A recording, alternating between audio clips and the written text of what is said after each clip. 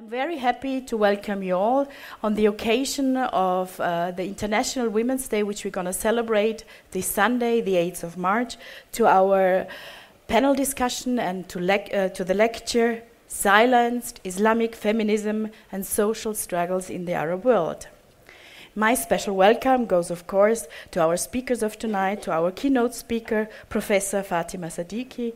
Thank you for coming all the way from Morocco.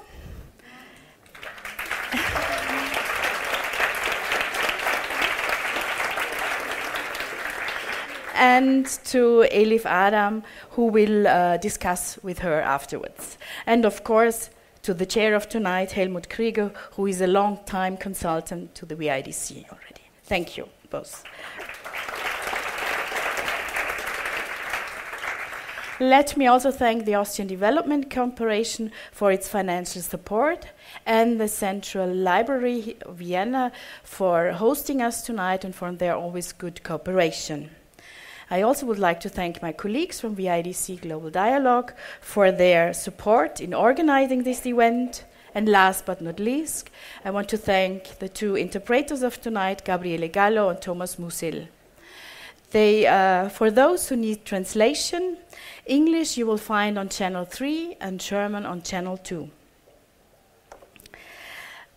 Two last administrative remarks you find on your chairs, feedback sheets. Please use them for your critique and comments and drop them afterwards in the blue box on the information desk.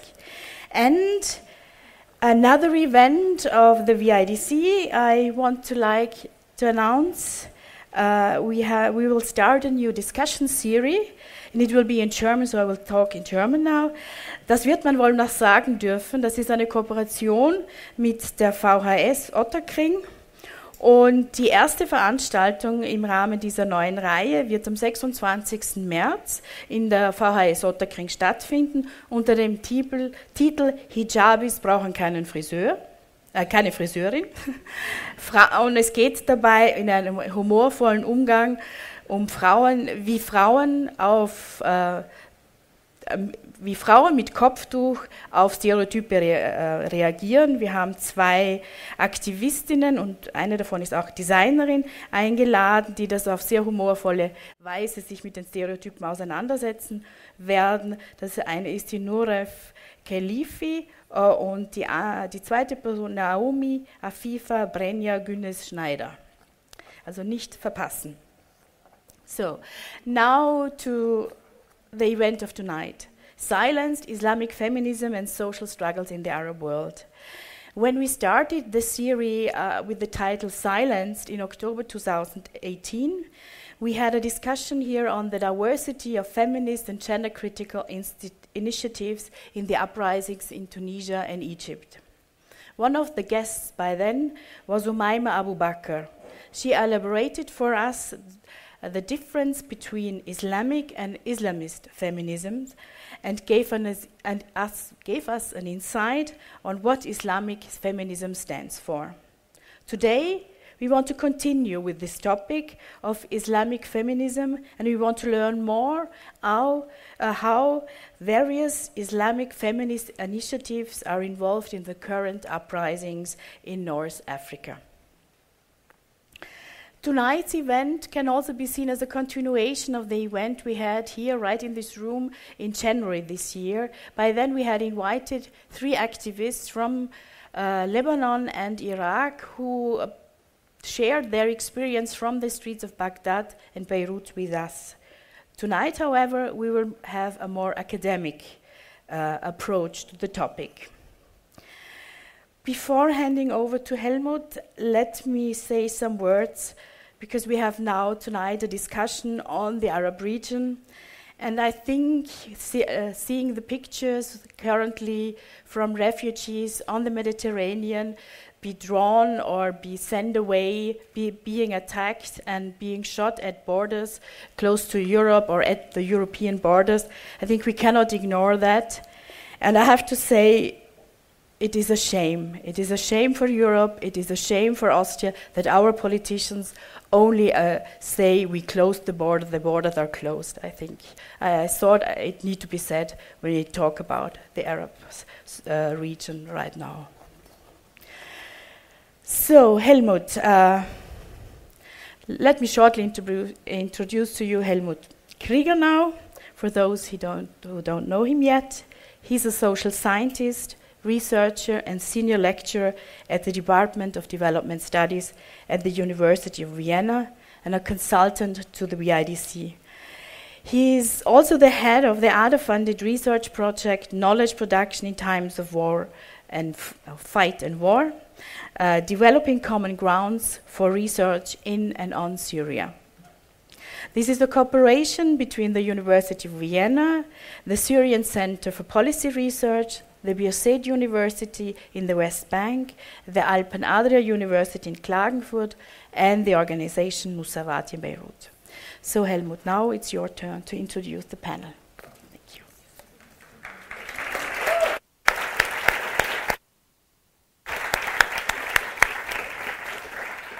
Magda, as always, thank you really so much. Thank you for everything, for preparing, for facilitating more or less this panel discussion and for sure also for the whole team of the VIDC. Dear colleagues, ladies and gentlemen, thank you all for participating in our event on Islamic feminism and the current social struggles in the Arab world.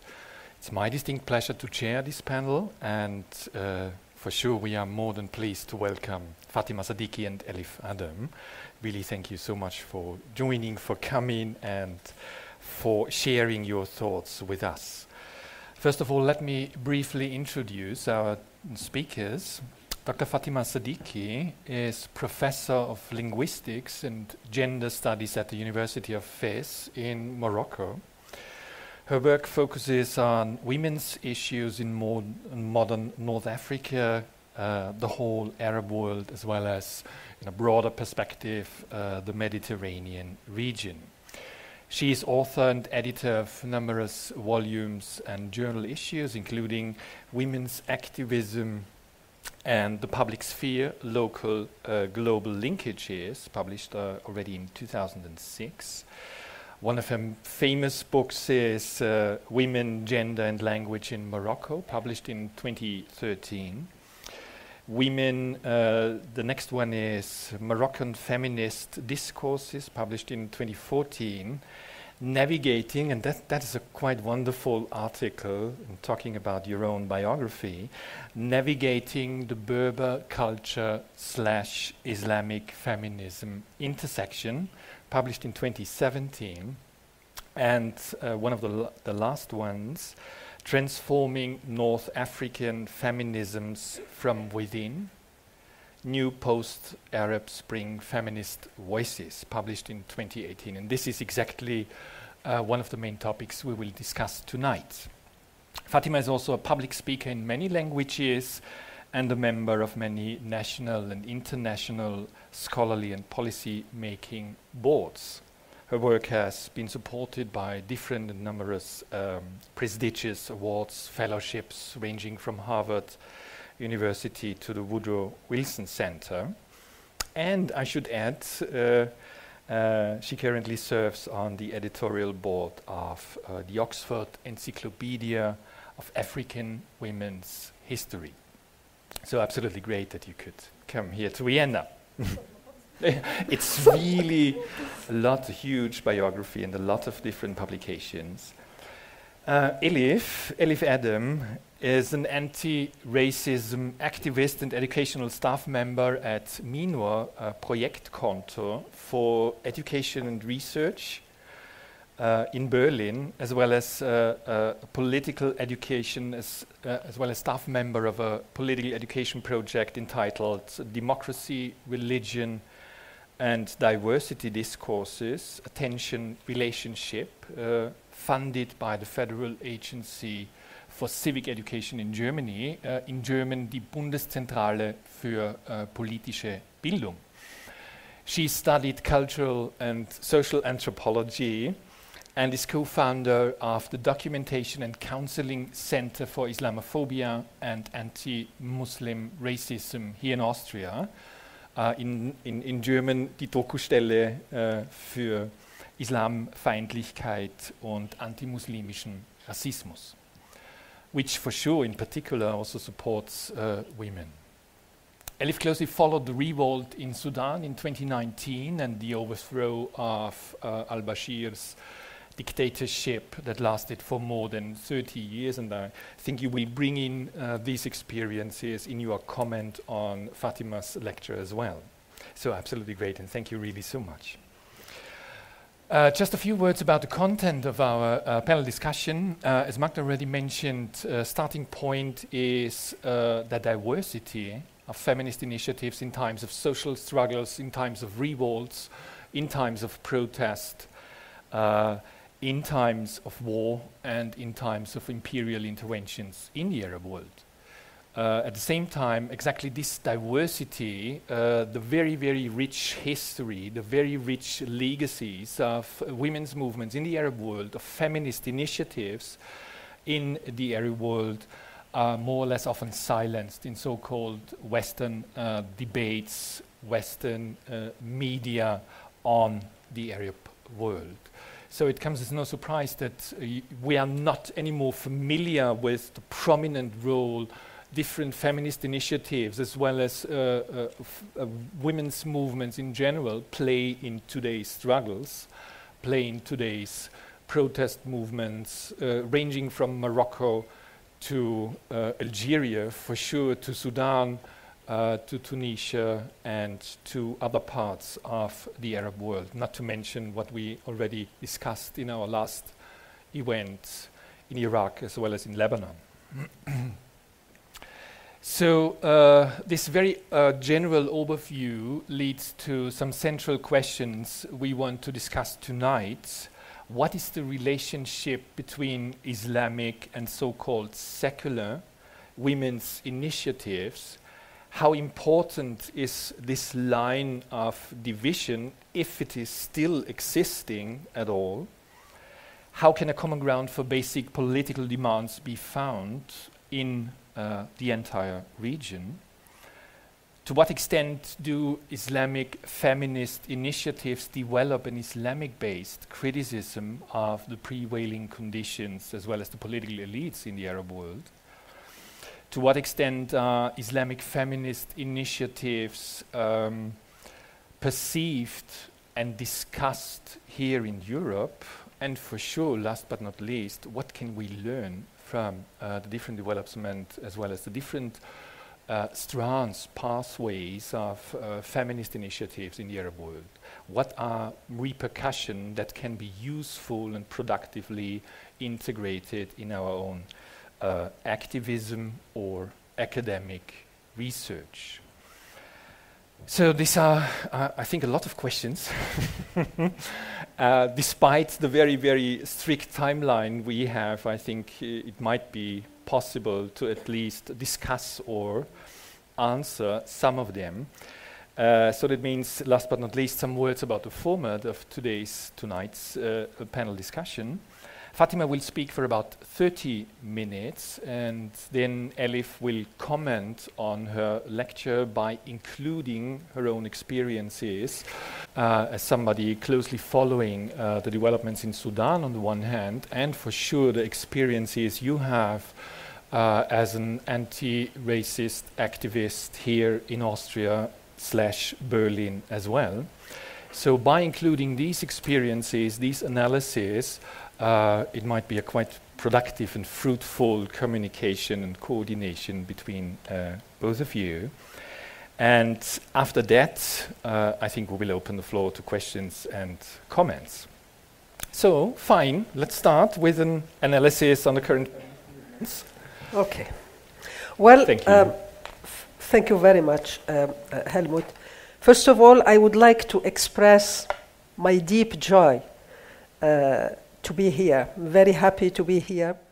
And I would like, on this occasion, to very warmly thank Magda, Seewald, and also Helmut Krieger for inviting me to speak about Islamic feminism. I'm very happy to have met young Elif. Very much enjoyed talking to you. I'm very happy to see many young people here. It's very nice. I am a professor. All my life is with students. And as I keep saying, they get younger every year. I get older and they get younger, which is good. I consider myself a student forever. So this is to say how much happy I am to be here. You said 30 minutes, Helmut, you are the boss. So stop me.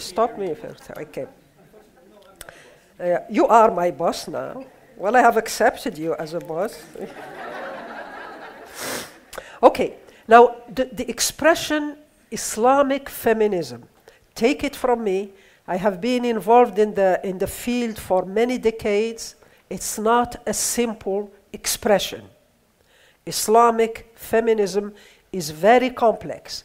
It depends, it is, if you look at the literature, it has been looked at from outside the Arab region and from inside.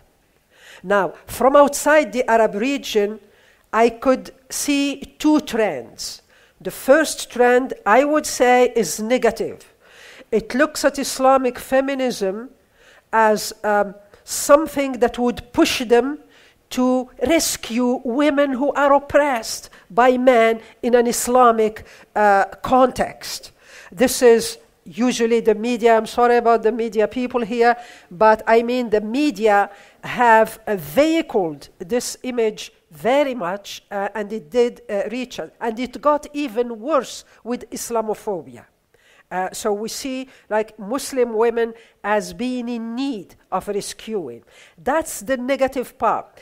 But parallel to that, there is a very positive view that we hear from outside the Arab world, which sees Islamic feminism as a genuine, a very honest way of going back to the texts that constitute the family laws in the Arab world and try to find elements of equality and there. And the big idea is that these texts have been written by men for centuries, and that, sorry, this is an allergy. No worries about corona. Yeah.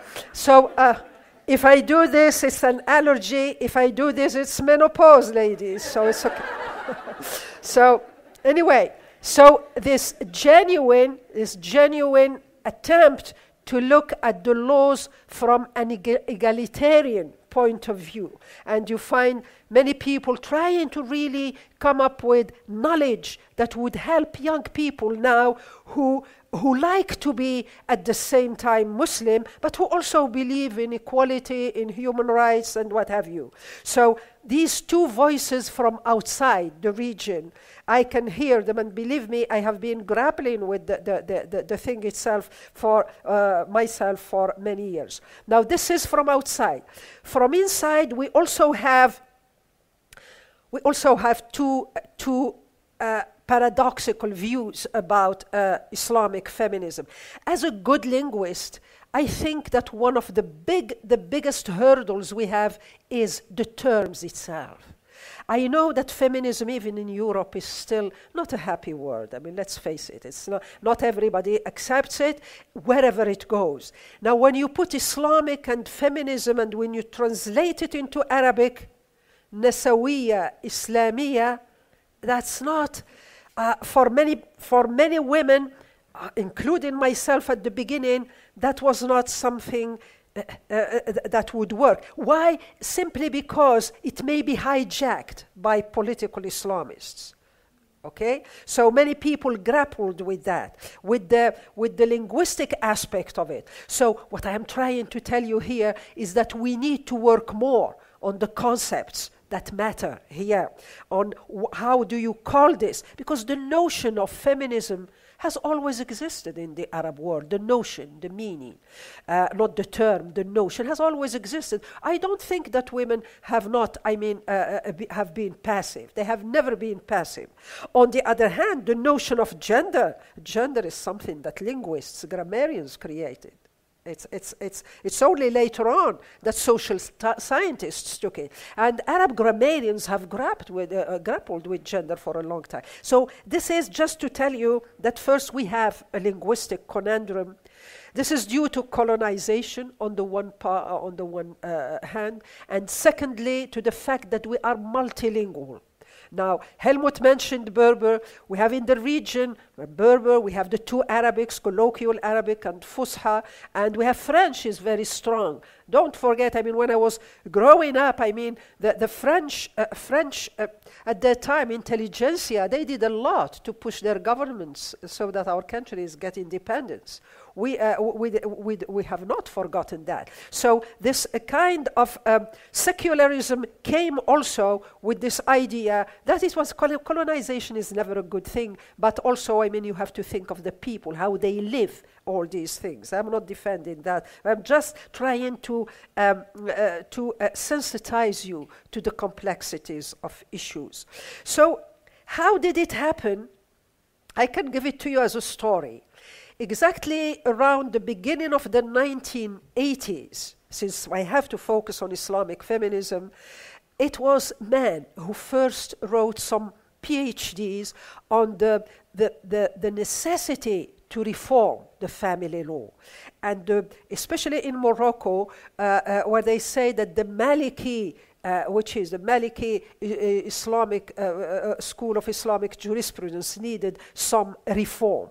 This is back at the beginning of the 1980s. At that time, we had a big name emerging, a woman, Fatima Mernissi, who passed some time ago, three years ago, and who was a secular feminist. So the shift happened when there was this rapprochement between her and women like her, activists and academics, and religious and jurists who were genuinely engaged in reforming Islamic law. Not because they cared about women's rights, but because they wanted to embarrass the religious establishment at that time.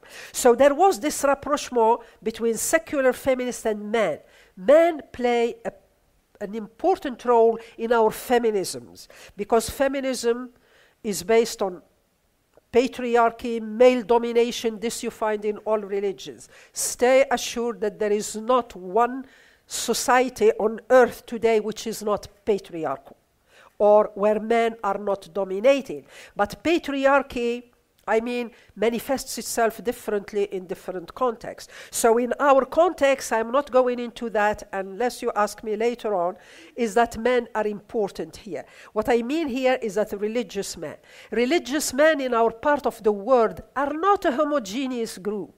They are very heterogeneous, and many egalitarian concepts came from them. Because they have power in the public space, it was very important that they were included. This was understood by women like Mernissi. So there was this rapprochement between these men who are still alive and who are still very much for equality from inside Islam, and they know them. And that's when the secular feminism of many of the pioneer women at that time started to be tainted with this necessity to be Islamic. And when transnational, and I'm going to navigate between transnational and national, when transnational movements that really meant business, and they wanted to create transnational Islamic feminism, I am thinking of Musawa. Musawa means in Arabic equality, a very strong network based in Malaysia. But when they organized their first meeting, they invited Mernissi and other people because they believed that what she was doing was Islamic feminism. Actually, with her talk with these men, she wrote in 1987 her famous book, The Veil and the Male Elite. A very strong book where she was the first one to say that we need to go back to the sources of all this and try to reform the family laws. It's then that right after that, in the 1990s onward, this expression Islamic feminism started to be known outside our region first. Okay, and then later on we got that. So what is it that they wanted, these Islamic feminists from the 1990s, from the 1990s onward? First, there was a clear understanding that in the Middle East and North Africa, including Israel, religion is in the state. Religion is in the family laws. It's very important to understand that, because this means that patriarchy existed before Judaism and before Islam.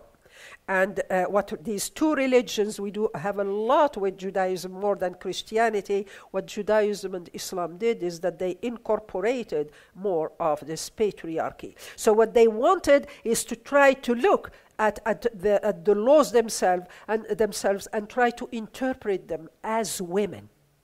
Okay, we want you men to be there in the background, but we want us women to start to read the texts as women, because we don't believe that God talks only in the Quran only to man. It's then that they started to use two strategies which I think really worked. First, they use, I'm going to go straight to them because I don't want to finish my 30 minutes without having them highlighted. They use this principle of tawheed. Tawheed.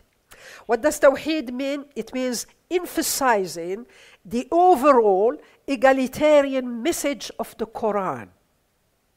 Okay, so since the Quran's message is egalitarian, and also the ahadith, the Prophet saying, so we as women, we have to go inside that and try to find what's egalitarian. That's one principle, tawheed. The second one is contextualize every verse into its historical time and place of revelation. By using these two, many women across the globe, but more inside Morocco, since I'm going to lead you, it's Morocco that I know best, women started to interpret, and that's Islamic feminism. It's then that many secular people like myself at that time started to say, well, what we have been doing after all is Islamic feminism, because we live in a country where everything is Islamic, from the state to culture. Actually, between parentheses, I organized a survey back in 2012 asking 1,500 women in Morocco, literate, illiterate, activists, what have you. We asked some, they had to answer questions. What does Islam mean to you? It means three things in Moroccan society. Islam means faith. It's my relationship with God. One of them said to me, why are you asking me? It's very personal, okay? It means culture. I am born Muslim. I may not practice, but Islam is like the color of my skin. If you say that I am not a Muslim, I may take it as an insult. So culture, or it means politics. So Islam is a lot of things. When you hear secularism, it means it's a trend, an ideological trend in the Arab world, which does not really question religion up there, as in the MENA region, but who want to secularize society, the lower strata, the lower classes, and try to make Islam as an individual thing. I mean, we succeeded, we didn't succeed, because, I mean, feminism also goes with the historical political atmosphere of the time. When I was growing up as a student, all of us were communists and socialists. I had a big picture of Marx in my room. Anyway, at that time, but we changed. As I told you, I mean, the youth well, I give you just one example. I have 3 sons. Their father and myself, when we were young, we used to pray, but we didn't fast. But our 3 sons, they fast, but they don't pray. So what does it mean? It means that religion has become public. It has not gone. And when I say Marxist, it doesn't mean that religion is not there. So even secularism, you have to put it in its context. What does it mean to be a secular in the Arab world? Okay? We have to understand these things. Secular, because I will digress a little bit, but I think my audience deserves, to go into this very briefly. When we were colonized, there were two trends of two ideologies. The modernists, who wanted to open up a little bit on the West, and the conservatives who wanted to keep Arabic and Islam. The modernists, Arabic and Islam, but also an opening on the West. When I say West, is France at that time. Okay, but everybody was nationalist. Okay, everybody was anti-colonialism. When we got independence, the modernists something was added to them, the secularists. So the secularists, they don't question Islam being the state, the head of the state, but they want, as I say, to open it to society to be more flexible, especially towards women. Because I believe personally that women's issues are what makes these trends different from each other. They all compete about women. I think even here, everything, gender is now at the 21st century, we are discovering it as something very important to understand a lot of things in our societies. So the secularists were added to the modernists. Okay, the conservatives were still there, are still there, but you have another category, the Islamists. Now the Islamists, unlike the conservatives, they wanted to Islamize the society. So there was a confrontation between the Islamists, political Islam, and the secularists. But no one questioned Islamic feminism. Everything that was done at that time was Islamic feminism. Okay? But the tension was at the political level. It's because it was at the political level, these feminists were put one against the other. Okay? And now, after that, we had the Arab Spring. Okay, oh my God, the Arab Spring, more ideologies, more things there. That's where I came up with this concept of the center, where we have all these voices. But what happened to Islamic feminism? Now, if you ask Moroccans, they don't see any big difference between secular Islamic, because everything is about the backbone of feminisms in the Arab world is to try to reform the family law. Because the family laws, I would say, the family laws are the only laws that are still partly based on Islamic jurisprudence. All the other laws are civil. So, whoever is secularist or Islamist or whatever who wants some reform of the family law is doing Islamic feminism. So what's in a name? It's all Islamic feminism after all. It's when you put Islamic feminism inside, I'm talking from inside the country, it's the same feminism. So it's only now, before I came here, as I was telling Helmut and Magda, before I came here, I talked to my students and they said, listen, students, I am invited to speak in Austria about Islamic feminism. What is it for you? What do you think it is? So they were not shocked the way I would have been shocked when I first heard it at the beginning of that. They said, yeah, it's okay. And they said, one of them said, which is in my conclusion, but I was amazed when he said it. He said that after all, we want to bridge the gap between what is secular and what is religious. And we have the right to do it. And I like it when I see young people and when I see young male people. Because now more and more young men are espousing this kind of ideology. They may appear to you conservative. They may never have left Morocco, but yet these ideas of gender justice or equality or the fact that their sisters are doing better than them is okay with them. So things are changing, and this Islamic feminism is giving birth to versatile, if you want, versatile offshoots of feminism, which you find in 3 different domains. You find them at the level of grassroots. There is very small NGOs which deal with the communities, because in Morocco we still have a problem of literacy, so they try to explain these things in Arabic and Berber to human beings who maybe don't know about this tawheed and contextualize it, because this information does not trickle down very easily to the ordinary men and women. We have this Islamic feminism in the various associations, each one dealing with it differently. So there are associations which talk about sexual harassment or deal with gender in a different way from the way I dealt with it, or diversity, Berber, Amazigh. Some students, they don't like me when I say Berber. Anyway, they prefer Amazigh, because Amazigh is the politically correct way of saying it. We call ourselves Amazigh, but I am used to Berber, so I apologize if there are people here who get offended by that. Sometimes there are people who prefer Amazigh, which means free person, free man. Berber comes from barbar, Berber, so a lot of young people don't like it.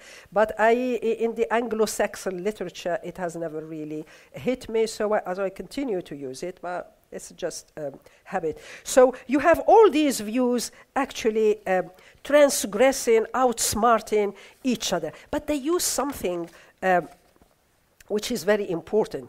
I am also involved in a project which is based at the Lebanese American University in Beirut, where we are 3 researchers. I am from Morocco, there's a person from Egypt and another person from Lebanon, and we are trying to link what's happening in our countries with transnational feminism, and try to see whether we can link them across the nation. Because the problem with the family law is that you cannot, it's part of the nation. Since it's a part of the nation, you cannot really hit the wall of the state. But transnational Islamic feminism is transnational, it's global. So what we are trying to see is whether people working in our countries can also, because of social media, because of young people wanting to reach out, because of networking, why not having this kind of linkages that's still very difficult, but it's feasible. People think about it. So, transnational social movements are reaching us now, and students read about them, they know about them, and this also elevates that the long historical conflict between what's secular and what's religious. Because we have been living with this what's secular, what's religious for a long time, and now especially young people, they are trying to bridge that gap. What do? Advocacy, pressure on the governments. And at one point, before I wrote the center, young people they and also included there, they are not very much attracted by the state. They don't really care about the state, our young people. They want things now, change now, equality now, which is not always easy, because the family law is related to state. To change, to make reforms, you have to deal with the state. Also, one word about these transnational social movements that exist outside our countries. They are diverse themselves. They don't sing the same song as we say. There are multiple. Musawa is different from women living under Muslim law, which is another big network. It's different from the Oslo coalition, another work. They compete. They compete for funding, and they compete also for space. For space. So we are also looking at that and how to relate that to our own NGOs. Okay? Good. Anyway, there is more and more acknowledgement that this gap between Islamic literature, knowledge, and fiqh. For example, how many of you, I don't want to fall from this nice place. Now, when you hear Sharia, Sharia is not fiqh. Sharia, if you open a dictionary like a good linguist, Sharia means a path leading to water, with the idea that you have your horse, you take your horse to water. That's what Sharia means in Arabic. Now, fiqh is how humans understand Sharia. It's Islamic jurisprudence. And you cannot imagine, I mean, everywhere you have this literature on Islamic jurisprudence. It's huge, even in Sunni Islam, let alone Shia Islam. In Sunni Islam, we have 4 big schools of fiqh. So what these NGOs are doing at the level of knowledge is to show that fiqh is not Sharia, and that fiqh being man-made, it can be deconstructed. This is at this level, this is where the gap exists, because you have to be educated to understand these things, and you have to be educated to understand that fiqh is man-made, Sharia, that's revelation. Very difficult to discuss revelation. It's revelation. You find it in all the religions. But anyway, I have here the objectives of these new Islamic feminist NGOs. First, they are thinking of informed policy processes in the Arab states. So from a position where they didn't want to deal with the states, now more and more are coming with policy briefs to inform the state of how it's important to take into consideration transnational Islamic feminism and find a way of having some kind of harmony with national Islamic feminism policy. So they with the Beirut project, I mean, this week we will produce our own policy brief. Second, engage Arab states in law reforms. This is also, I mean, reforming law. This has to be done. We cannot advance as Islamic feminists without reforming the law, because the law, it's true. I mean, it's true that implementing the law is still, I don't want to scare you, but at its infancy. Not the laws on paper are very progressive, but they are not implemented, or they are not implemented sufficiently. So we want our states to put more efforts in this, and especially on the basis of equality. In the Moroccan family law, equality is there, it's stated, it exists. If I make a difference between the 2004 family law and the first family law, a huge gap. So this is what the post-rebellious young people want, is to have gender equality established in law more forcefully, and engage Arab states in law reform.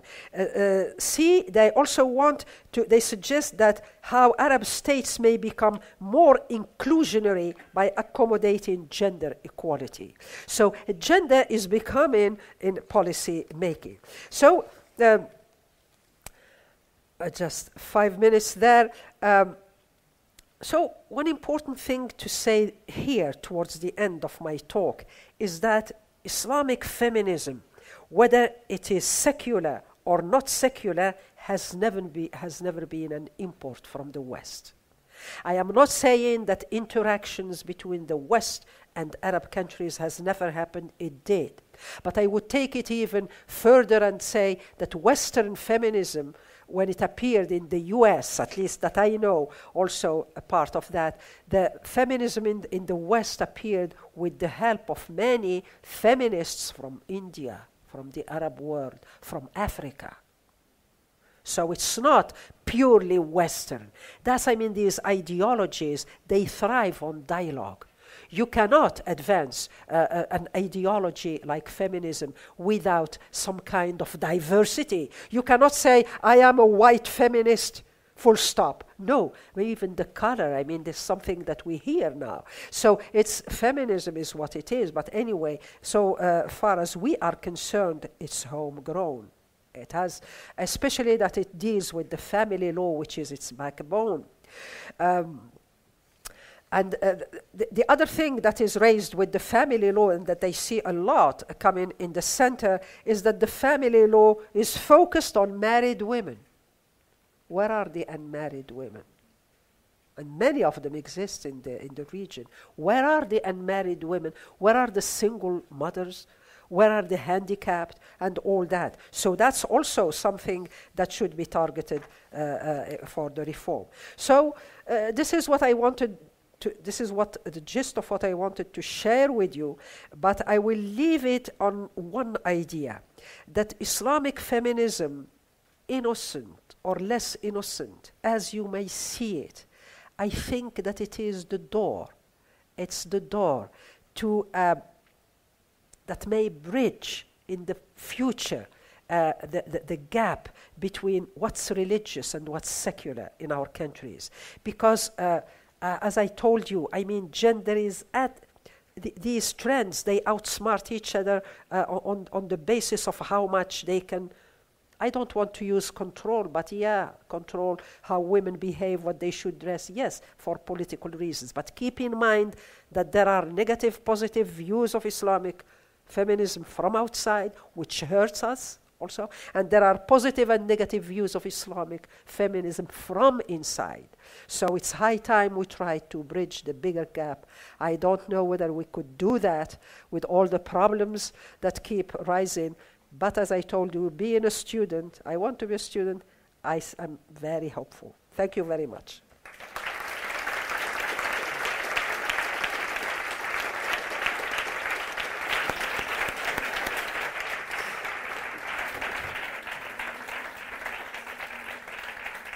Yes, thank you really so much. Thank you so much, Fatima, for giving us such an impressive lecture. And you're absolutely in time. I'm more than surprised, really. Unbelievable. Yeah. Elif, do you like to comment on Fatima's talk or some parts of the talk? Definitely. Thank you very much for the invitation and for the chance to comment on your quite interesting topic. And yeah, where can I start? There's a lot of things you said about. What I want to do is like a little bit bridging the context from Morocco or Arabic states more to Austrian as well. So I have be the function of bridging geographically. And you were telling. In your articles, you're always like referring to that center, which is actually people or feminists or women movement coming together from Islamist or from secular movements. They come together on a common ground and they fight together for women's rights. And I think like this is something very, very interesting. And it's for me, it seems like a chance, like.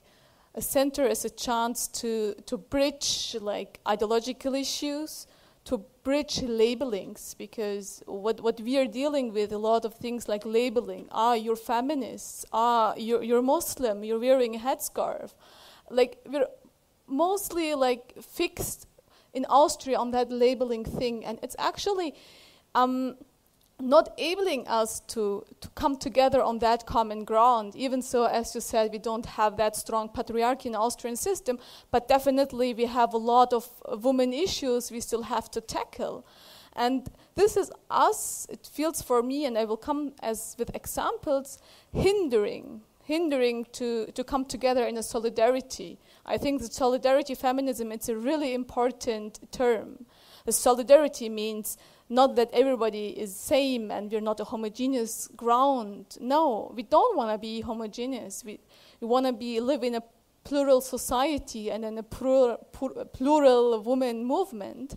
So how can we come together? And this is, I think, a very important task as well for Austria itself, and not just, let me say, so-called secular women movements as well, but as well like Muslim women and so on, and other people of color movements. We have to be inclusive, and this is a little bit lacking in Austria. It's really lacking.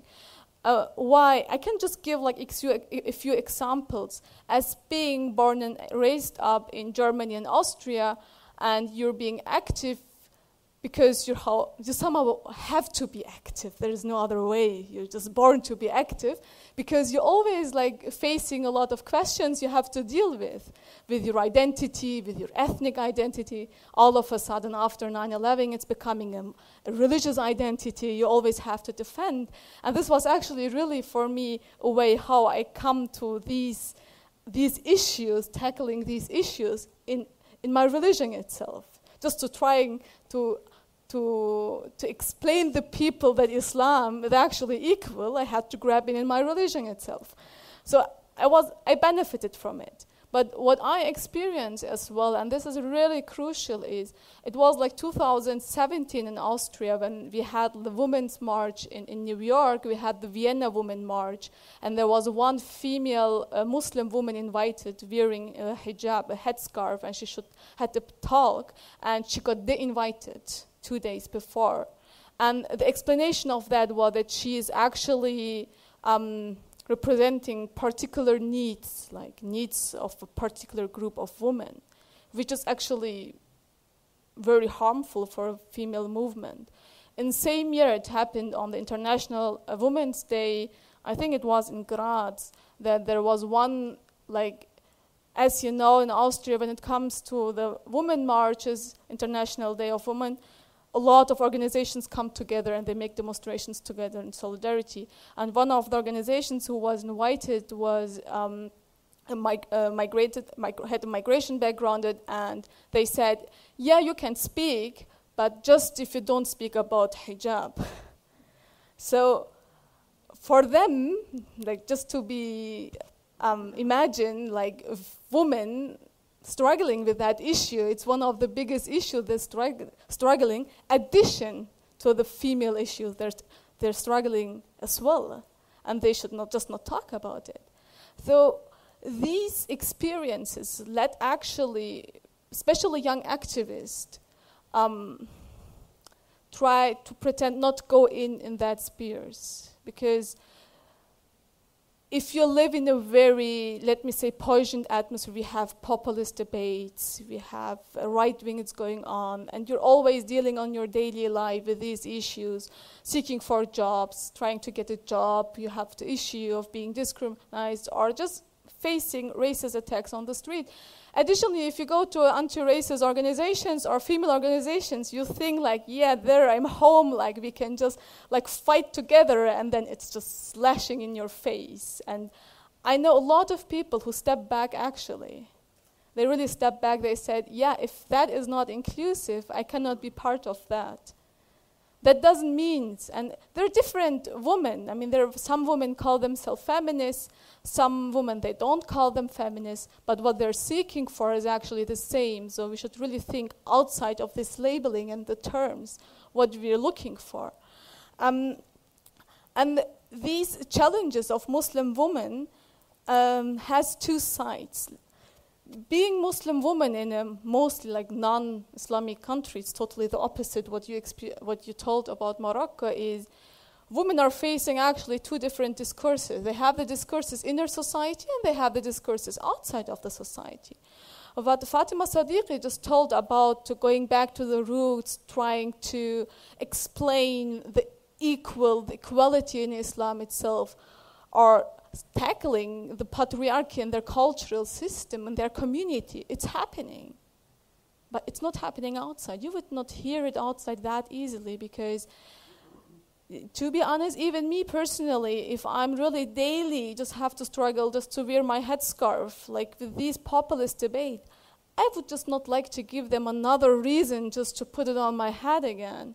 So I would push that discourse in that community, and there is a discourse going on, but this is in a safe space, and the safe space is really important. The safe space allows the people just to be in a room where you feel accepted and where you can just go further. And outside you will see more the other phase, like trying to explain that you're not oppressed. Like when people are just asking in your face, are you oppressed? And you say, no, I'm not oppressed, as you can see. And there's a really funny anecdote. I did a lot of intercultural, interreligious encounters with school classes, and there were one school class, they were quite young, I think, like secondary school, and we were like talking for a long 1.5 hours. After all, I told like, yeah, Islam, it depends, there's tradition is patriarchy, but you have to differentiate and blah, blah, blah. After 1.5 hours, then the one guy, he asked me, later on, if you want to marry, can you choose your husband freely? I was just sitting. I didn't want to say, yeah, I mean, this is, I said like, I mean, you know me since 1.5 hours, what do you think? You know me how I am, what do you think? And he just like kept silent, he said, yeah, you will. And that's really, really important. And this poisoned atmosphere, these populist debates we're having right now in Austria is actually hindering the inner community discourses. It's hindering to hear what's going on very silently. The issue of who is being heard and who can be heard. And a lot of people have not the power of being heard. We have the right of, you can express our opinion freely, yeah, we have it. When we say Meinungsfreiheit, it's really important, but it's really important to be heard as well. And we have a system and institute, the structure doesn't allow a lot of people, marginalized women, to speak. Or not to speak, to be heard, sorry. And these things, when this center, when I just refer a little bit to Sudan, because I had the chance to follow out what's happening in Sudan itself, like directly there, and I had the chance to follow up the Western articles with Western news, and when it comes in that time, and during the time of protest, when it was referring to the issue of women, it was really like westernized ideas, like wearing of trousers, women cannot wear trousers, women are, the Sharia, which is got used, is oppressing the women, they don't have equal rights, all these issues. But when I talked to women themselves there, they said like, of course, like these issues are important for us, but first, primarily, we have existential needs. Like, we were on the streets, like 70% of the protests were women in Sudan. We were on the street because we were the most suffering from the economical situation. And this is really important, and we sometimes, like looking from Europe, we oversee these things. It's different if you look in Khartoum, it's different if you look at in rural areas. And this is really important, and the women's really being active there, they told that the first time it was really primarily needs like having water, electricity, public transport, just money, so you can pay your rent. Secondarily, after transitional government came, of course, the other issues raised up. But we always see this intersectionality, and I think this intersectionality is really important. When we look to feminist movements, we have to look at the intersectionality issue. Patriarchic systems are attacking like women in urbanized regions differently than in rural areas. It's affecting uneducated women differently than educated women. I cannot speak for a woman living in a rural area. I cannot do that. I have to listen to her so I can know what she's struggling for, to be in solidarity with her and not judge, because sometimes we just oversee things because we're always looking with our glasses. And so the issue of secularism and religion, what actually I personally faced as well is that can you be feminist or combating really for women's rights if you're Muslim and wearing headscarf, like if you're religious? And this is a very important question as well here in Austria, because this is actually denied from a lot of people as well, or just people trying to explain me what feminism is. And this is not encountering on an eye-level discourse. And if that eye-level discourse is not there, there can't be a solidarity as well. Secularist is something else than secularism. Secularism itself is an ideology. Secularism itself means to be anti-religious, to just clean everything from religion. But secularist means to encounter people devoid of judging on their religious ideas, if they are religious or if they're Christian, Muslim, whatever, because you always will find these differences. And Jose Casanova is one person who actually wrote quite a lot about the secularism theories, which is actually overcome in from scientific point of view, it's overcome these issues because the secularism, the idea of modernization, the theory of modernization says that the importance of religion will decline and then vanish totally, and it didn't happen right now. And then we can see how our academy is ethnocentristic as well, like just looking on the idea of, okay, a lot of people are going out from the church, so okay, importance of religion is declining, but there's still a lot of importance. And he said, this is really important because coming back to what you told me, he said, where we have to live in a post-religious and post-secular society. I think this is a very strong sentence. And I think when we do that, then this is enabling us to come on that center and be need-oriented, not ideology-oriented, but need-oriented, and to see, okay, in which society I want to live, and then what I have to do, not to pushing my own ideas. I think like 15 minutes. That's why I'm just stopping right now here. But I think there's quite a lot of issues we could point again. But I think, first of all, that's enough for first. Thank you.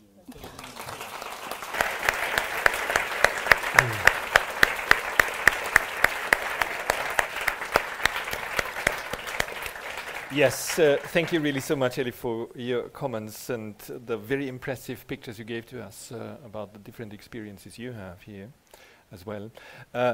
Fatima, do you want to add something? Do you want to respond something? Just one little thing. Yeah, I understand what you said about secularism here, but just I don't know whether I made it clear that secularism in the Arab world is not necessarily, I mean, it has its own extreme. It's a social movement. I mean, like any social movement, it has the center and it has the extreme. Generally, it's not anti-religion. I'm to here, okay, context. Sorry. Yeah, that's the only thing I have. Thank you very much. Before opening the floor to different questions and comments, may I ask you just one very last, very short question?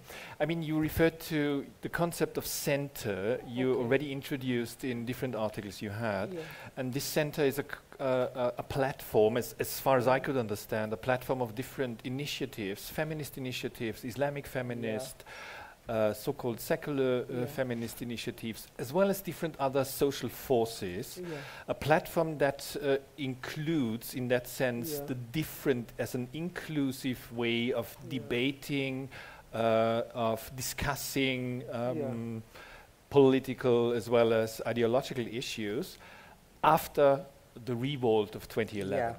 So we have at the same time different protest movements still existing, quite powerful, be it in Morocco, the Reef movement, in Algeria, the whole millions of people on the streets in asking and demanding socioeconomic rights as well as political rights. Libya is a tragedy, and we should understand Libya as well by including the different imperial interventions into Libya. But nevertheless, we do have Sudan, as you mentioned. We do have different protest movements, different strong social movements in the Arab world. How is that combined to your concept of center?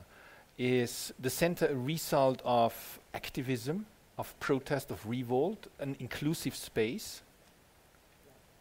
Thank you. I think that the center is the way I see it is an ideological space where everything you said works inside it, which is extendable.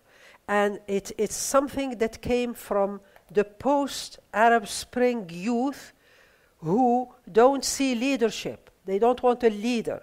So the center does not have a leader, that's why you can extend it.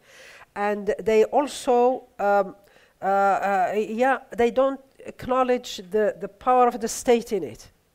Yeah, so it's only some people inside the center who say we cannot change the laws if you don't have the state.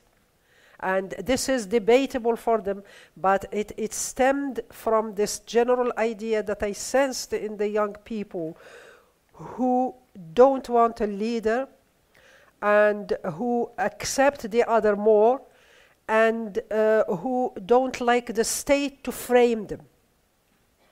So if you accept this, then anything can be extended. And the ideology, because it's a space, you can extend it, like we were talking about some ideologies which we saw and then disappeared, like Kifaya in Egypt, or the Sudan. Sudan also you can include, because you adapt it. You adapt it. It's just a concept. Because honestly speaking, I couldn't find a better framework of explaining how is it that a person like myself, who used to have all these doubts about Islamic feminism, and now can sit down with any feminist and talk. A lot of things are no longer a hurdle, because I believe in one thing, that gender is very important, and I see many Italian sociologists also pointing to the same thing from a sociological point of view. And second, I believe that women, particularly women, they can dialogue across boundaries. For example, when I mentioned the modernists and the traditionalists, I did some field work, and they found like the first ever NGO in Morocco, and there was one woman is still alive. All of them passed, and she told me that some of them were traditionalists, some were modernists, some were just women. They didn't have any ideological. So because of that, this is something that I see in the youth. Is it because social media is linked to orality, to oral, more than written? Because our youth don't read much. Sorry, young people, you don't read much. That's the truth. So is it because social media technology is more oral based? That's linked to women who are illiterate. This orality brings people together. This is something I have not researched, but it's fascinating. Yeah, they do accept easily. They don't dwell too much on ideology, the young people. Is it because they don't read? I don't know. I have no answer for this. But they don't want to be bogged down with ideology. And one of them said to me, well, you spent all your life trying to reform. I mean, what have you achieved? After all, it's not much. I said, okay, well, I like that. But say, we did that. No, they say it's okay. And they believe in technology. When I tell them, well, I'm scared when the computer corrects me, they say, no, you don't have to be scared. Technology is very important. And do you know what? I mean, I know that most of them hate. Once I had this debate with them, I said, well, when we were young people, it's true that we loved our country, and that's why I chose to live in Morocco. I could have lived in England or the US and so on, but we had dreams. And we dreamt of going to another country, like maybe in Europe or the US. What are your dreams? Because of the visa, I mean, most of them have never left Morocco. Do you know what they dream of? Something about the US. They dream about Silicon Valley technology and all that. I said, oh my God, you dream of that? I was expecting them to say something about Trump. They said, no, we don't care about Trump. We care about young people in Silicon Valley with whom we can talk, and who can raise against their own government. This rebellious thing that's what I'm trying to tell you, is very present. So, rebellious against things, and but dialogue, but very open-minded. I mean, maybe it's me. A lot of professors get angry with that. I don't.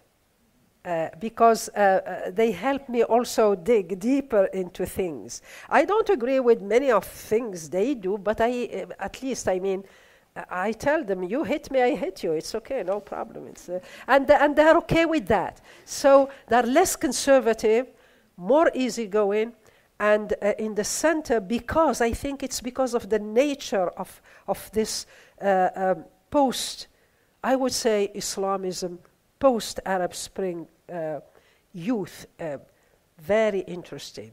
And the topics they deal with, I mean, they are less motivated by fear. My generation, there was a lot of fear in my generation. This generation, there's less fear. They're bolder than us, and and they don't accept anything that has a leader. They hate leaders. They say we are a movement, leaderless movement.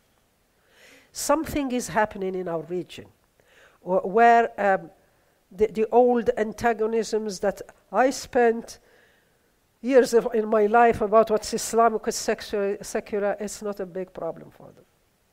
It's as long as you are efficient, as long as you go with something tangible, there's no problem. And they even said, and one young woman, she's veiled, one of my students, very young, she said to me, I am connected to God. That's it. She said, I have no problem with God. I am veiled, I like my veil, I like my God. That's it. So it's from this that this makes me think about. And they think this is where, whether we like it or not, going. Because the youth are the locomotive of the train. And we have to break the generational gap. Because my generation, it's happening, luckily, that the older generation we have this dialogue. We shouldn't break the link with the youth, yeah. But you still have to read a little bit more. Yeah. Thank you. Elif, yeah. Like you pointed on the social media. I think social media is generally opening a new sphere of exchanging ideas. It makes it more easier to encounter as well, like with different-minded people, just to discuss. It could be not very beneficial, the opposite, but it could be as well a chance. Yeah. As well, like to struggle, especially for women, like just to come together. It's opening, like when you look, like example again from Sudan, when you say, yeah, the people are very, like, the social status is very important, so you should not do something which is socially wrong, which is aib. So not religion is the socially thing. It's aib, you should not do this, you should not do that. But the social media is opening for you a place where you can just discuss, sometimes even without your name, and this is empowering. And this empowering was going further. Like there was one Facebook group, I'm almost forgetting the name of it, there's one Facebook group which was just founded by women just to exchange information about men. Like to say one man is proposing, to ask a question on that Facebook group, do anybody has any information about that man? Is he like married or whatever? And then he got the information. But this Facebook platform, which was for women for exchanging, like empowering themselves, ended up during the movement, revolution, ended up being one of the strongest means to reach. They just organized the structure in sit-in, like in the protest itself, through that Facebook platform. Like women who are not working had more time, they were just planning through that Facebook account, okay, who is bringing food, who is bringing water, and who is going there, this tent has to be filled, and all these things. And they could even, they didn't need a spy, it was really interesting, they could even identify face-veiled men. Like they said, because there's a lot of women, and then they said like, okay, there was one video, a guy is doing something wrong during the protest. They just put that video on that platform and people identified that man. So it was, men got worried of that platform. And later on, that platform was very powerful. So one of the women, she was part of that, she said like, later on when the transitional government, and the transitional government was put together from civil committee, and in that civil committee, 2 men got appointed, like suggested. And that Facebook group said, no, we have information. That person is not fitting to that position. We don't want him.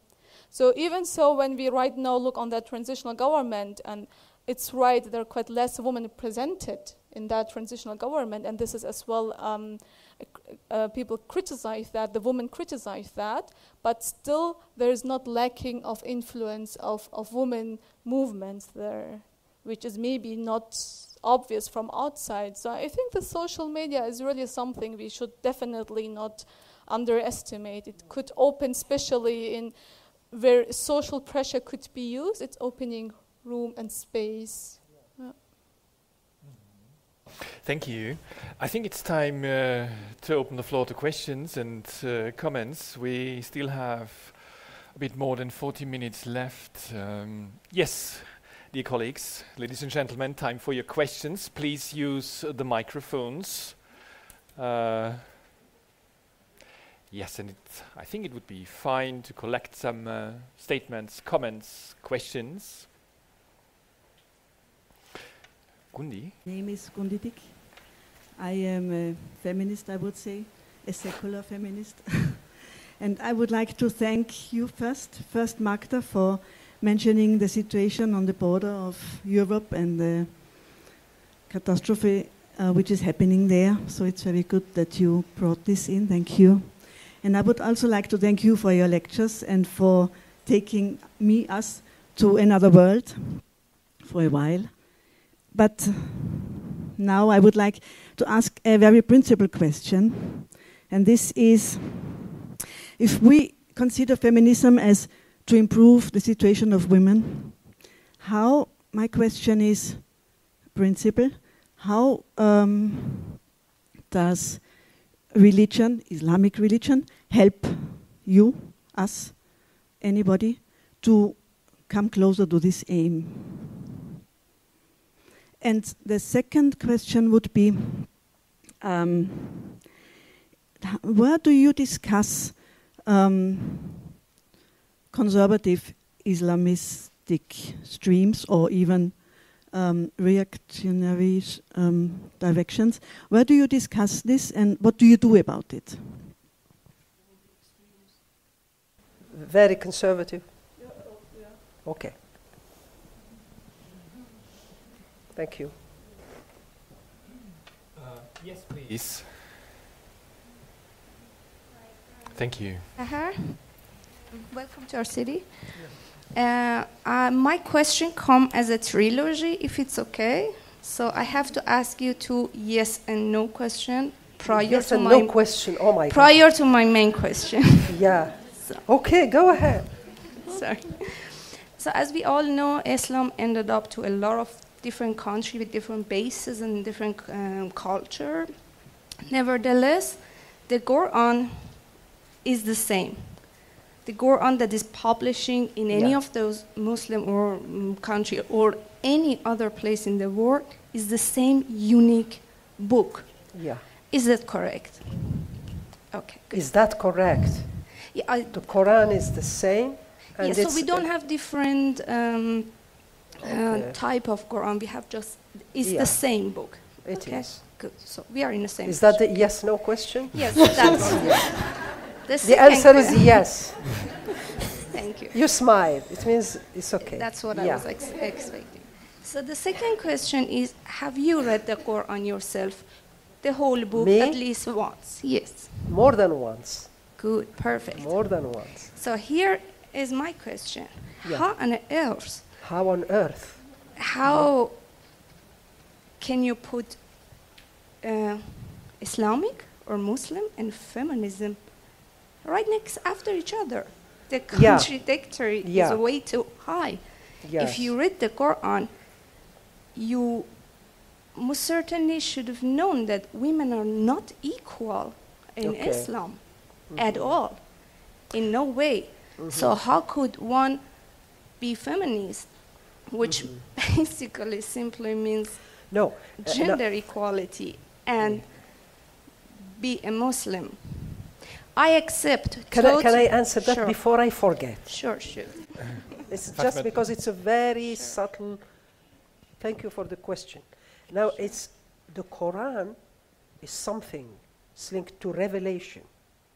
It's our prophet, when he died in 632. He didn't leave any laws. He didn't leave any Quran. It was written after him. So it's a book. It's a holy book, like the Torah or like the Bible. And it's revelation. It depends whether you have faith or not. And that's personal. If you have faith, you accept it blindly. Okay? Because you have faith. And when I said to a woman, for example, why this and that, it's faith. Taqwa. You don't discuss it. Now, this should not encroach on my answer to your other question, have I read it? I read it before when I didn't read it to analyze it. I simply read it because at one point it was important. I grew up in a culturally Muslim country, so we needed to read it during the Quran and during Ramadan.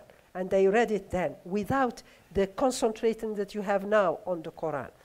The other thing, and most importantly, is that it's a historical also. You can see it as a historical open text that you can choose to interpret it the way you want. Up to now, it's only men interpreted it. So if you say what you say, it means you are going to prevent many other young women who want to interpret it. They choose, and I know many of them, they want to read it as women. And they would tell you that the Quran, we don't even know whether God is a man or a woman. Things like that. They want to discover it themselves and read it themselves. So what you say is logical. I understand, your concern. But at the same time, I understand the concerns of many people who want to read it as a text, first as a historical text, contextual, or as a revelation. So there you have, if you have faith, you believe in it. When I see, for example, I had a very good friend, a linguist, sociolinguist, who passed. Maybe people who do linguistics here know him. His name is Joshua Fishman. He wrote about sociolinguistics. Is really a big name. You can Google him. But he had faith. So when he was talking to me about his Judaic beliefs, for me they didn't mean much, but for him it was everything because he had faith. So this is my answer to you. Things that you see that might seem contradictory, if you look at them from a faith, there's nothing I can add. Either you have this taqwa, this faith, either you don't have it. If you look at it from a more engaging point of view, well, give me the chance to interpret it. And when I interpret it as a woman, my interpretation should have the same authority as a man's, because that's another problem. I can interpret the Quran. Helmut can interpret it. But in Morocco, because he is a man, people will listen to him more than me, you see. So it's, and religion is everywhere. You cannot ignore it by just sidelining it. That's exactly what many people use. Yeah, go ahead. Sorry. Yeah. Very short comment, because we do have a lot of other questions and comments, and it's absolutely necessary to shorten your comment. Okay, what I meant was not that fiqh was actually literally was written in the Quran, just I quote. I would really love to know how you as a woman would interpret it or translate something that is literally written that as a woman you will count half a man if you are going to go to a court my dear friend, to testify, it, or if your father passed away, you will receive half of a man. I would love to know how that many women interpret it. Amina Wadud interpreted it. You should look at her book, A Woman's Quran. You Google it. I told you don't read, my dear friend.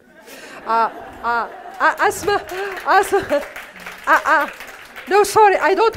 I mean in very nice way. Yeah. Asma Barlas also interpreted it. Yeah. Asma Al-Mrabat from Morocco interpreted it. And she had many books in French about it. Why I didn't do it? Because I am a social scientist. I am not qualified to interpret it. Because you have to really know it to interpret it. So what I do is I would encourage women to go for it and interpret it. This is what I tell my students. If you want to go, but as a social scientist, I'm more interested in who has authority in a patriarchy. Whose interpretation is taken. Yeah. So your questions are legitimate, but believe me, there are many women interpreted it, and it's still going on. Fatima Mernissi interpreted it in The Veil and the Male Elite. It's good to have this positive attitude towards it and know about this, because what you are asking is something that many of us ask ourselves for many, many years, and many women ask themselves this before. We are not inventing the wheel. These things have, but religion, when it's in the state, it becomes important because people use it for their own purposes. But thank you for your question. Do you want to comment on? And then one short comment on that is because you said like how you can understand equality or read equality within Quran literally. Then let me say, just pointing out one thing is just reading the Quran literally is a methodology of understanding and interpreting it, and there's a bunch of different ways of understanding the text itself, and that's for you have this. You don't have the Islam, you have Islam in diverse understanding based on the way how you understand the text, based on the way which methodology you have, and based on the interpreter itself, because we know hermeneutic, we know that each life, like your biography, the person you are, how you read, there's always something subject, there's your personal view within as well. That's for there's nothing there existing called the Islam and the literal way of understanding and saying like what's in the Quran and this is itself, then this is shortening the whole religion and just putting Islam as one thing from outside, but there's a diverse understanding. Two of her questions. Yeah. Can I answer? Yes, maybe we should go to... She asked two questions. They would be very brief. She said, how does religion help feminists? In Harvard Divinity School, this is in Harvard. I was there, I spent some time there. It's all feminists from Judaism, feminists from Christianity, feminists from Islam, I was in a program called Women's Studies in Religion program. They were trying to find their way through this, so it's feasible. Second thing, conservatives, extremism, that's exactly what they thrive on. I don't think they understand Islam. They use it. It's a postmodernist way, Daesh and all that, and they succeeded because they tap on the ignorance of people. And we shouldn't give them that. I can say more, but I think, these are good questions that she's asking. But maybe we should go back to the questions you raised. How can Islamic religion, and I quote you now more or less, help you to come closer to what? Very sorry, I've what about feminism? No? Yeah. Oh my God, we forgot you. Sorry. No, we Apologies. We did not. We were interrupted. But yeah. What was the question? How can Islam as a religion help you? How can it support you to come closer to feminist ways of understanding and dealing with the world? It's the way you look at it. I said that Islam can be faith. You don't discuss it. You cannot discuss revelation. Islam is also culture. You can discuss it. This is secular Islamists. They do with that because it's part of one's identity. It's very, very difficult to do without it. You cannot practice, but as an identity is very important. So you deal with it, and politicians they use it a lot. So why leave it? Islam is too serious to leave it to politicians. If you don't use it, other people will use it. Politicians, political Islam, they use Islam to get power. Yeah. And Islamic feminism is the unwanted child of political Islam.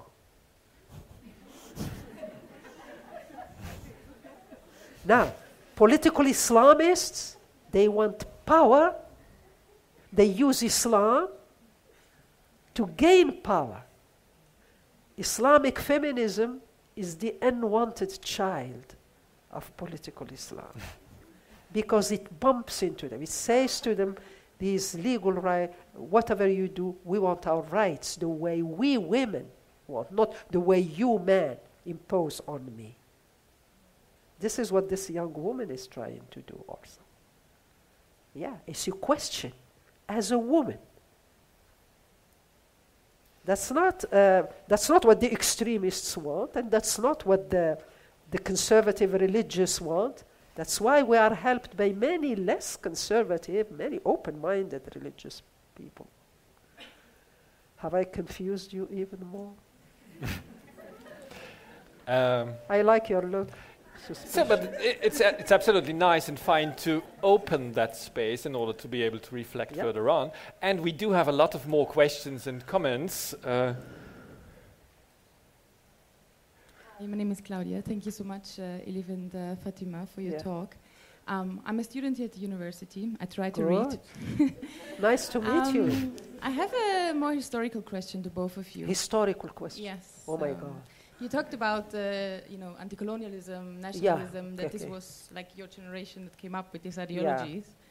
And my question would be, how would you see this younger generation now, in this younger feminist generation in Morocco itself, referring to this history? You said, they don't want a leader, they don't want ideologies, but is it still important for feminists today to refer to this very rich knowledge and, struggles these feminists had and are still continuing? And the same goes for Elif. I would be very interested if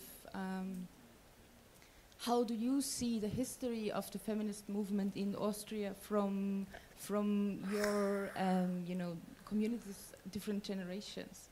Like, is it something that is discussed? How were women in the 80s struggling, Muslim women in the 80s struggling together in alliance with different other organizations or movements? Or was it always the case that you had to fight so much against racism that even the space of coming together in solidarity was not possible back then as well? Is it something that is discussed within the younger generation today here in Austria as well? Mm-hmm. Thank you. Thank you. Thank you very much. Yeah. Maybe we will collect some more questions. Otherwise, we will unfortunately run out of time. Yes, please. Thank you very much as well for me for your talk. And my question is for Fatima as well.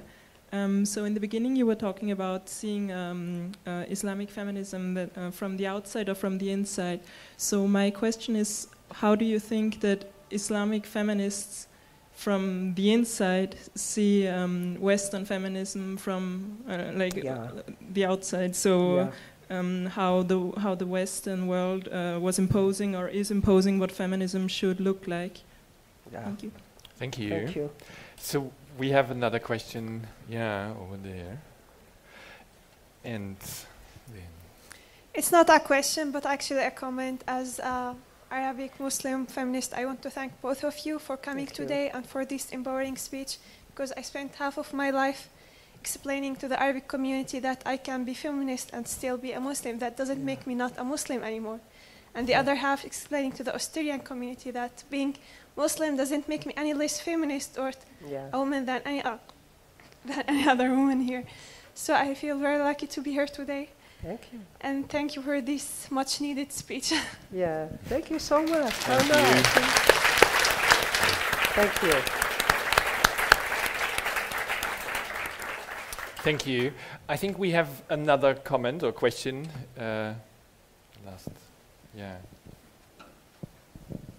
Good evening. So my question or my comment on you said Islamic feminism can be proceed without reformation. You understand what I'm saying? the Islamic feminism can't be reformed without, can't be proceed without reformation. Okay. That's probably true, but knowing Islam itself, we know that Islam cannot be reformed. It is the way it is. The way you interpret it is nice, and we all wish the best for humankind, but you are not a scholar, and you are nobody of an authority, and nobody will ask you or me about Islam, because that reformation has actually already taken place, and it is back to the roots. So I believe you will really have a big struggle to come to that zeal, but I wish you all the best. Thank you. No, I'm not finished. And the second question for your colleague, she was talking about solidarity. We should fight this in solidarity. Then again, you know, in Islam, how are the non-Muslim women seen? And if non-Muslim women are regarded as kuffar, so how can you be in solidarity with them if they are, by Islamic law, your enemy? I know it's a tough question, but I need to ask that. Good. Sure. Yeah. Sure. Sure, why not? Thank you. I mean, it's quite interesting to reflect on the way how we open a space for a quite diverse perspective and knowledge on what seems to be Islam and what not. Some more questions, comments? Yes. Okay. Fatima, you'd like to start? Yeah, I will start briefly. Islamic heritage. Now you are looking at your cell phone. Sorry, I'm just joking. Islamic. Yeah, for the youth, many of them, it depends on, because at the center it's very versatile, and youth can be Islamic feminists, they can be Islamists, they can be conservative, they can be modernists. So some of them who are interested in this heritage, they cherish it, yes. But the majority, I mean, the tendency is, well, okay, we know it, we know the gist of it, it's okay, so we can live with it. But people are also curious about it, it's interest. So it's not like it's rejected. I have not heard this at all. How are feminists from inside our countries see now with social media, there's a lot of interaction, and I'll give you one example. You asked this question. There is one association which has just been created in Morocco, and it wants itself to be a response to Islamophobia in Europe. They say that they see us as very submissive and oppressed and so on, and now we want a response to that. And they are going to high schools, talking to high school students, using caricature, using performance to show as a response. So there is a link. It's not like the West is the West, we are. There is a link, there is this motivation. I'm not trying to, there are differences. There are people who reject, like you have people who reject here, but in general, I mean, there is, in terms of feminism, there is some kind of response to. We want to show you that. Now reform. Reform has existed. It started in the 19th century, a real reform, which was done by real reformers who said that, like, Judaism was reformed, Christianity was reformed, why not Islam? But that reform was stopped by colonization, because it started in the 19th century, and the Arab world was colonized for the entire of the 20th century. When you are colonized, you become very introvert. Very introvert. And when you are colonized, the only thing you cling to was Arabic and Islam. Not even Berbers, like I'm Berber myself. No, everything is homogenized into one thing. So colonialism stopped reform for a while, for a long while. After we got independence, we had to struggle with post-colonialism and all that. So reform, this is its time now. And I think that women are very important in that reform. It's true that in Europe, women got many of their rights the moment they became consumers. It's not through reform. Women in the West, this is not me, this is many feminists in the West have shown that women in the West got their rights the moment they became consumers. And for the people who produce what women consume, sometimes they guess women's needs before women know their needs. And for many feminists in the West, this is a problem that I understand. So reform is what it is, but consumerism is also what it is. Okay, so this is meaning that when women struggle for something, it's a lot of big things are there. And we wish us both, you and us, good luck. Elif, yeah. Yeah, I had two questions. One of the questions, I will just start from behind. The question is how we can be in solidarity when Muslim women see non-Muslim women non-equal by Islamic law. Which Islamic law? I'm really like asking that question seriously, like which Islamic law, as Fatima Sadiqi said, done by whom, when? So there is no unique Islamic law exists, and even so, in a religion, a Muslim would never say, especially, I mean, I'm living here and also in Vienna like since 12 years, I never like encountered a woman saying I'm living in an Islamic law, like, because Islamic law, Sharia itself, it's referring to religious issues. It's referring to religious issues. It's referring to how to pray, how to fast. These issues are done by, right now, maybe you say, no, you're shaking your head, but this is the issue of listening to people. When I try to explain the position of a lot of people here, and I didn't get accepted, this is what I'm saying, and this is what I pointed out, this is a problem. Like, if I talk, that I didn't get accepted what I'm saying, and this is actually very, very, very, very crucial, and it's really dangerous, because then we start judging others because of our understanding of that people, of that person. And this we have to stop. So, but this is the question how I understood, this is the way how I understood the question, that's why I just explained it in that way. But in general, I can say, like, if it look like there is, when it comes to religious issues, how I said I cannot talk to all Muslims, like, thinking in the same way as I did, and I would homogenize the whole block of a lot of billions of people, which is not existing in that block.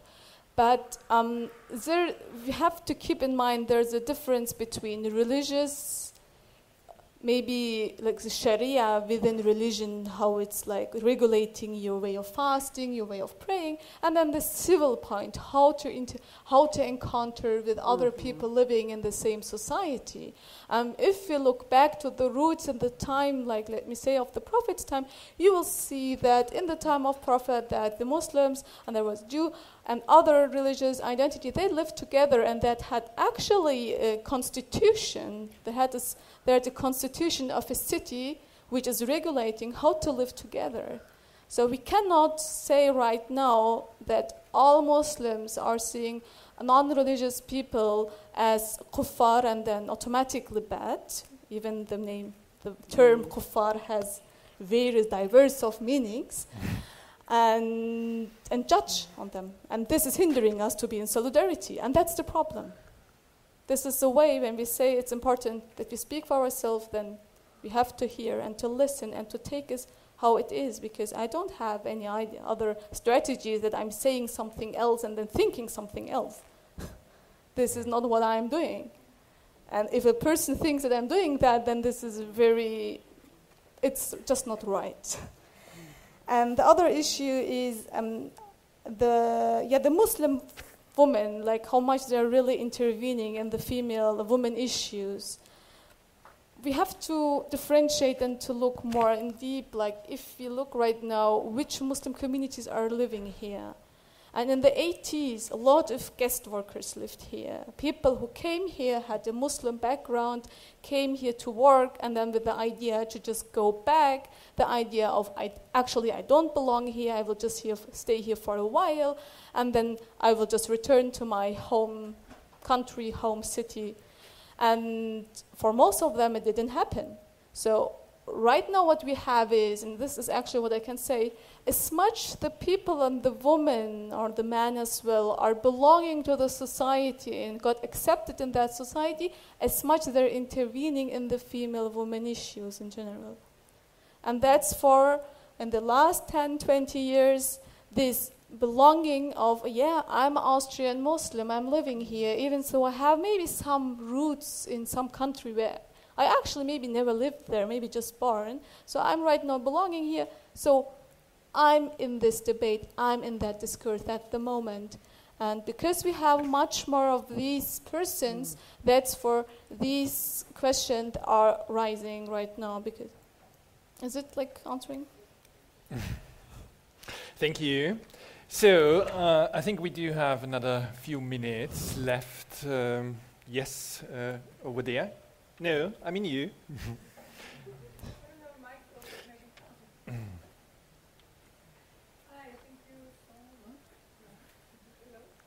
It's not working. Okay.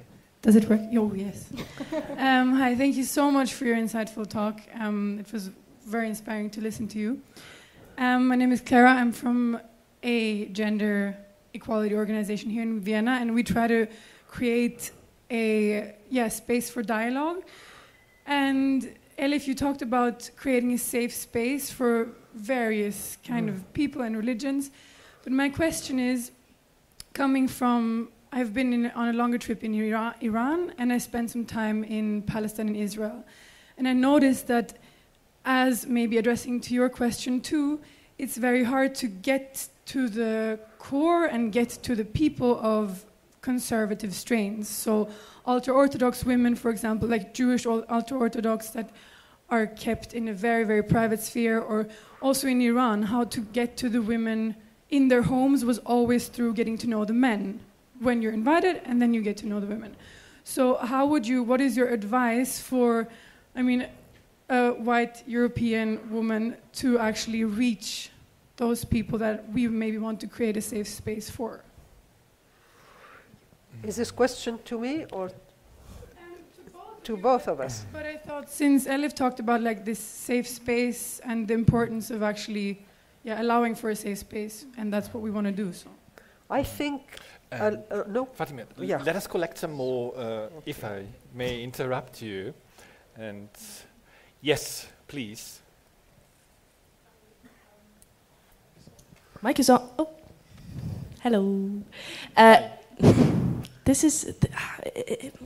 I'm struggling with you collecting something because I feel like this is a bit of a long thing. So let me make it short, because you were just speaking about creating a space where it does not really matter what religion let me, because I did some reading, Miss Sadiqi. I actually just Googled your name, and in an abstract of yours I found 2 sentences, which is one. You read just the abstract? Just the abstract, because congratulations. Right now, when you Google and when you're fast, you have to be fast. Okay, I understand. So I did some thinking too, and you were writing that in the region, the private space is conceived as female, while the public space is conceived as male. Now, I was thinking, what is the private space? What do we do in a private space? A private space is a place of family, a place of being together, a place of sharing food, a place of being heard as individuals. And then I thought, like, what could be the public space? It can be the place of competition, the place of who is the best, who is winning, who is the leader, right? And very good. You were saying, thank you very much. You were saying that the younger generation, they don't want a leader. I just dropped my earring. Thank you very much for picking it up, sir. Thank you. issue. Let me just go down. So maybe it would be not bad to give That's the already space a big one. Other ones.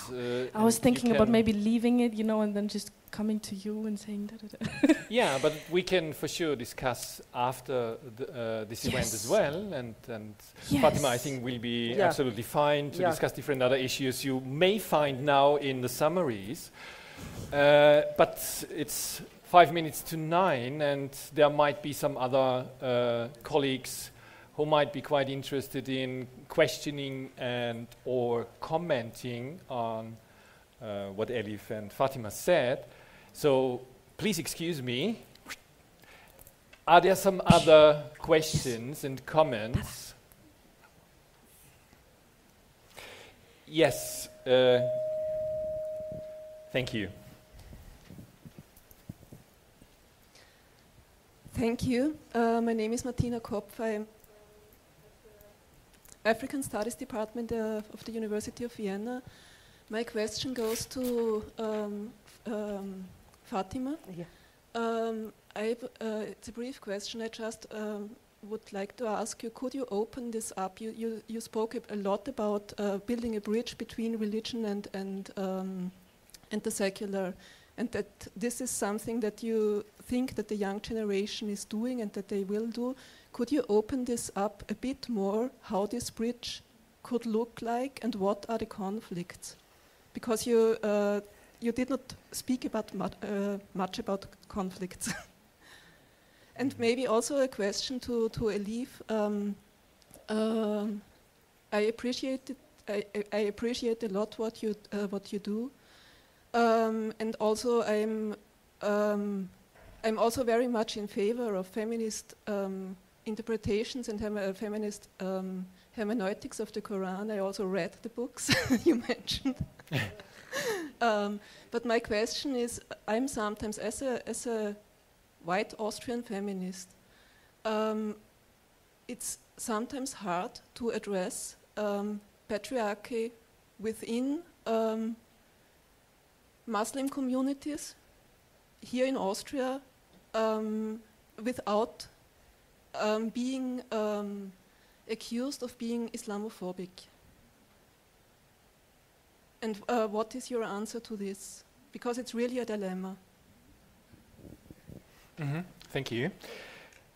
Now, your question, please. Actually, in Morocco, we have many Western young and less young people coming, sometimes even studying in Morocco. So, and they are doing like exactly what you did in Palestine, and they're doing a wonderful job. They're bringing their own, they live in Morocco, and some of them from the older generation and also from the young women and men, they give their own perspectives. So there are no rules of how they do it. They find a way of doing it themselves. There are no rules to follow there.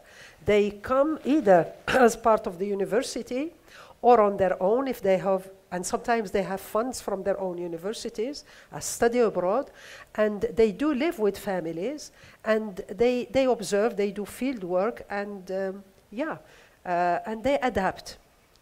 Okay. Even if they're kept from the public sphere, it's very difficult. You differentiate between Sharia and fiqh, for example, and if people, if there are families that, or for example in Orthodox Judaism, if there are people that actually live according to what is only preached and not like preached in the book, but preached, they're kept in their homes. So how do I, as a person in the public sphere, get to these people? They're kept in the private sphere. No, why do you generalize? Not all of them. I mean, you can find them. No, yes, not all of them, of course. Yeah. So what is the problem? Yeah. There is no actual problem. I don't want to generalize. Yeah. I just want to have maybe. Go ahead. Would just like to have some constructive advice on how to best reach out to people that are part of very conservative religious organizations, maybe, or groupings in Vienna. It's through so we can integrate them. It's through Moroccans. Moroccans can help you find. I don't only mean Moroccans, though. Yeah. Yeah, I mean, indigenous. like Anyway, we can discuss it. We can Yeah, discuss it we after can- this. we definitely can discuss this later, But yeah. the other question is a big one about the private, and I have to take a couple of minutes here. Our patriarchy, as I said, all societies are male-dominated or patriarchal. I think that we have more patriarchy than male domination because of the figure of the father being very important in our patriarchy, and even the statesmen as being the big patriarchs and so on. And this precedes religion. I root it in tribalism, in the entire MENA region, including Israel, as I said. It's all tribalism. That's where all this came from. Now, in this patriarchy, when I say public and private, I don't mean only public as you see. Where are you? Just public as you see it. It can be symbolic. It can be a lot of things. But our patriarchy has decided that whatever is public should have authority and should be male. Whatever is private should be female. Okay, and it's really based on this. So even if you see a lot of women in the public sphere, but deep down in our culture, that's a space for men. Culturally speaking, and when I talk about patriarchy, I don't mean men only. The biggest patriarchs are women. Because who makes men men? It's women. But I also owe everything to my father. So it's these things that are worked out so that if, for example, I come with a very brilliant idea about interpretation, my problem is that in the public sphere, it's male have more voice. That's why, I mean, a lot of us explain sexual harassment on the street. It's because deep down, I mean, what are you doing here? So these things have changed a lot, but this is the gist of it. So the public is where there are primary sources of it, and there are secondary sources of the public. The public is where male authority can be expressed freely, like the mosque, like the street, like whatever. And even in the private, to make it scare you even more, even in the private, you have a public in the private. Because even if you enter a big room in Fez, for example, where I live, there are spaces where men are usually found and spaces where women are found. And if you look at how Fez was built, Fez is very interesting for those people of you who are interested in architecture. It's very much based on gender roles, because you have very shabby entrances that inside the house it's big, it's luxurious for people who have visited Morocco. That's where women live. So that's what I mean by private in a very symbolic way. It's very much linked to patriarchy. Religious and secular conflict, of course, I mean, there was more conflict with my generation. It was conflictual. So as a secular, you had to bump into somebody who is religious. Okay, there was more conflict, but now there is less. Because the secularists, they let go a little bit of their, and the religious have also let go on their part. So there is a common ground there where they could discuss these things. But I am not saying that conflict does not exist in anything. That's why I call it a center. Because the extreme of every ideology is what it is. It's extreme. You can have extreme secularists, people who don't want to talk about religion. You can have extreme Islamists. In every social movement you have these. I mean, nothing is stagnant. What I put here was a framework that helped me understand. But everything keeps changing. The center itself changes, follows the change. This is, I think, what the young people, with the rapidity, the quickness of change, are creating. You see what I mean? It's because of the social media and the rapidity of things that's changed. But it does not exclude conflict. It's just because of the nature of the center, people they avoid conflict. And they know that conflict exists because themselves they don't agree with everything.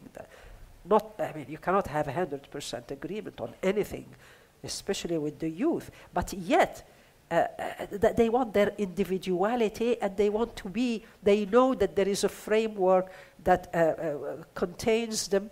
But of course, up to now, because of the fear in the region, we don't have strong protests. You mentioned the reef and all that. Yeah, so there are still, like ceilings that stop you there because of fear. People don't want Morocco to become like Syria, for example, I'm sorry to say, or Libya. So this fear is also instrumentalized in the center. Did you get me there? Okay. And maybe renegotiated as well. Yeah, negotiated constantly. Yeah. Elif, do you want to? Yeah. Just two questions. I will maybe put them a little bit together. It's not easy to reach people who don't want to be reached. So and that's really something we have to accept. Like I cannot like as a person and. See me like you, like people who want to have more, like women who are empowered, like from that perspective. I just have to accept as well sometimes. The person is saying, yeah, maybe my situation is not that, but I just want to stay here. Then we have to accept it. It's really important. It's not easy because we have this overwhelmingly, I really want to support, I really want to empower, but the same is if a woman is facing violence, we cannot take her and forcing her out of her household. She has to do that step by herself. But we can try to empower them to do that step. But we have to accept their decision. We cannot force. Especially it's getting more complex when a white woman is coming in previously colonized country and saying, I'm handing over my hand and I want to help you to keep forward, because these countries experience colonial feminism, how feminism got used as well against these countries as a weapon of colonies. It's a very, very, even so, ideologically and emotionally filled issue. But what you can do in general, and of course, like even me, like as Muslim, I don't get accepted everywhere as well. Like I'm crashing as well against walls, and then I have to stop there. And what they can use against me, they cannot say I'm Islamophobic, but they can say, okay, maybe you're not that religious, or you have a weird understanding of religious, and to you they can say, yeah, you're Islamophobic, and just try to switch off the whole discussion just by one argument. In general, but what I would suggest is, it's why do we need to try to empower women from non-white communities, doesn't matter from where, why we have to do it as a white person? Or can we not just empower the person belonging to that community so they can reach, because they will be accepted much more easier. And I know it's really tough, but these things we have to consider. Like we have to, let empower the woman, like being in Austria and trying to fight and struggle something. Just support these women. Just support the women on that way, but not try to lead them, because leading, it's really, really dangerous. And these countries saw it in colonies. And it's a tough issue. I know this is like really, the intention is actually really, really nice, but it's really complex and it can go in a really wrong direction. But everybody is struggling to reach people, so. Yeah. Bravo. So yes, thank you really much. I think that was a really wonderful last statement. Yeah. I mean, we could create a kind of space of thinking about what you introduced in your articles, center as a ideological as well as discursive as well as social platform in order to be able to bridge differences, not to neglect them, but not to create new hierarchies of the dominant ones perceiving other ones, as we had and as we have in colonial as well as in imperial times. Yeah. So we always have to keep in mind under which general conditions different communities have to survive, and are forced to survive. Very well stated. Yeah. And yes, I thank you so much. Thank you so much for reopening a space that seems to be quite shrunken in at least in Vienna, but might be also in some other places in Europe as well. And thank you, Magda, again. Thank you so much, really, for joining, and thank you for reopening our minds. Thank you. Goodbye. Thank you.